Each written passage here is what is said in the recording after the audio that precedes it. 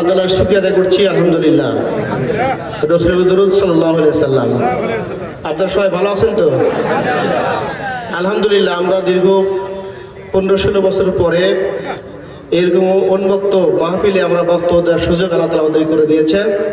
এই জন্য আবারও শুকরিয়া আদায় করছি। আলহামদুলিল্লাহ, আমরা দীর্ঘ 15-16 বছর এরকম মঞ্চে বক্তব্য দিতে পারি নাই। আমাদেরকে বক্তব্য দেওয়া থেকে বঞ্চিত করা হয়েছিল। আমাদেরকে এখান থেকে, বাংলাদেশ থেকে একেবারে নিশ্চিহ্ন করার জন্য আমাদের নিষিদ্ধ করা হয়েছিল। প্রিয় উপস্থিতি, আমাদের দায়িত্বশীলদেরকে অন্যায়ভাবে ফাঁসি দিয়ে তাদেরকে হত্যা করা হয়েছে। আমাদের অসংখ্য দায়িত্বশীলদেরকে তাদের বাড়িঘরকে বুলডোজার দিয়ে ভেঙে দেওয়া হয়েছে। অনেক দায়িত্বশীলদেরকে আমাদেরকে জেলখানায় এখনো মানবতার জীবনযাপন করছে। অনেককে পঙ্গুত্ব বরণ করতে হয়েছে, ঠিক কিনা? সম্মানিত উপস্থিতি, আজকে আল্লাহ তাআলার অশেষ কৃপায় যারা আমাদেরকে বাংলাদেশ থেকে মুছে দিতে চেয়েছিল, যারা বাংলাদেশ থেকে বাংলাদেশ জামাত ইসলামকে মুছে দেওয়ার জন্য সিদ্ধান্ত গ্রহণ করেছিল, নিষিদ্ধ গ্রহণ করেছিল, আল্লাহ তাআলার মেহরবানিতে তারা আজকে নিষিদ্ধ হয়ে বাংলাদেশ থেকে বিতাড়িত হয়েছে, ঠিক কিনা?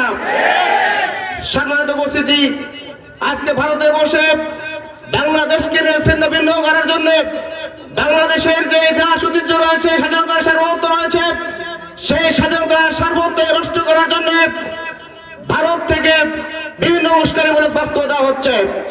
আমরা স্পষ্ট ভাষায় বলে দিতে চাই, এই 54,000 বর্গ কিলোমিটারের এই বাংলাদেশে একজন মুসলমানের শরীরে, বিশেষ করে জামাত ইসলামের ছাত্র শরীরের একজন কর্মীর শরীরে রক্ত থাকা পর্যন্ত আমরা এই ভূখণ্ড নষ্ট হতে দেব না ইনশাআল্লাহ। আগামী দিনের বাংলাদেশ ইসলামের বাংলাদেশ, আগামী দিনের বাংলাদেশ আলেম ওলামাদের বাংলাদেশ। আপনি কি মনে করেন? সুতরাং এখন পরিবেশ আছে, আপনারা জানেন রাসূল করিম সাল্লাল্লাহু আলাইহি সাল্লাম মক্কার জীবনে ইসলাম প্রতিষ্ঠা করতে পারে নাই। আল্লাহর পক্ষ থেকে পবিত্র কোরআন নাযিল হওয়ার পরে সেই মক্কাবাসীদেরকে যখন কোরআনের দাওয়াত দেওয়া হয়েছিল, ওই সময় মক্কাবাসীরা দাওয়াত অনেকে গ্রহণ করেছে, অনেকে আল্লাহ রাসূলকে তিরস্কার করেছে এবং তাকে মারার জন্য পরিকল্পনা করেছিলেন, ঠিক কিনা? কালের বিবর্তনে আল্লাহ তাআলার পক্ষ থেকে যখন আয়াত নাযিল হলেন, আল্লাহ রাসূলকে মক্কা থেকে মদিনায় হিজরত করতে বললেন। আল্লাহ রাসূল সাল্লাল্লাহু আলাইহি ওয়াসাল্লাম মক্কা থেকে মদিনায় হিজরত করে গিয়ে সেখানে কিছু লোক তৈরি করেছেন, যে লোক দিয়ে বদরের প্রান্তরে মুসলমানদেরকে সাথে নিয়ে, সাহাবাদেরকে সাথে নিয়ে সেখানে বদরের প্রান্তরে সেই কঠিন যুদ্ধে ইসলাম সেখানে বিজয় হয়েছিল, ঠিক কিনা? 313 জন লোক নিয়ে রাসূল করিম সাল্লাল্লাহু আলাইহি ওয়াসাল্লাম 1000 কাফেরদের বিরুদ্ধে যুদ্ধ করে সেখানে ইসলামকে বিজয় করেছিলেন। আমরা মনে করি এই 17 বছর আমাদের জন্য মক্কির জীবন ছিল, এখন আমাদের মক্কির জীবন নেই, এখন মদিনার জীবন এসেছে। আমাদেরকে সিদ্ধান্ত গ্রহণ করতে হবে যে মদিনার জীবনে আমাদেরকে লোক তৈরি করতে হবে, কোরআন এবং হাদিসের লোকে মানুষ তৈরি করতে হবে। সেই মানুষদের আগামী যে বদর প্রান্ত আসতেছে, সেই বদর প্রান্ত আমাদেরকে যুদ্ধ বলতে যেতে হবে এবং সেই যুদ্ধে আমাদেরকে বিজয় অর্জন ছিনানোর জন্য আমাদেরকে বৈধ ভূমিকা পালন করতে হবে, ঠিক কিনা প্রিয় বন্ধুরা আমার? তাই আসুন আগামী দিনে এই বাংলাদেশকে, বাংলাদেশের পার্লামেন্টকে কোরআন দিয়ে সাজানোর জন্য আমরা আজকে এখানে উপস্থিত হয়েছি, আমরা সিদ্ধান্ত গ্রহণ করবো।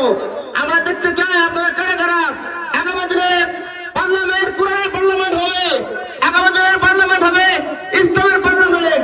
সেই পার্লামেন্ট কারা কারা প্রতিষ্ঠিত করতে চান, আমি আপনাদের দিয়ে হাত দেখতে চাই। কারা কারা রাজি আছেন? সম্মানিত উপস্থিতিতে আসুন, আমরা সিদ্ধান্ত গ্রহণ করি আগামী দিনের যে বাংলাদেশ, ইসলামের বাংলাদেশ, আগামী দিনের বাংলাদেশ, কোরআনের বাংলাদেশ, আগামী দিনের বাংলাদেশ, ইসলামের বাংলাদেশ।